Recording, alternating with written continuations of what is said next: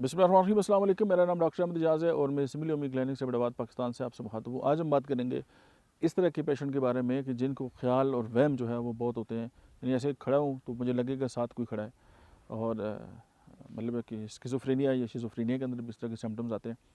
यानी कि वहम हो किसी भी किस्म का, ख्याली चीज़ें नज़र आती हैं और वो अजीब तरह की हरकतें करता रहता है। तो इस तरह की जो मेडिसिन है होम्योपैथी में जो है वो भंग से एक मेडिसिन बनाई जाती है, उसको कहते हैं कैनाबिस इंडिका।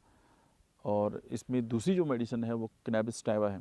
ये दो जो है वो भंग की किस्में हैं, उसी से ये बनाई जाती है। तो आप कैनाबिस इंडिका जो है उसको याद रखें और ये गनोरिया पे भी बहुत अच्छा काम करती है। लेकिन यहाँ पे जो है ख्याल जो वहम है उसको दूर करने के लिए cannabis indica one of the best remedy.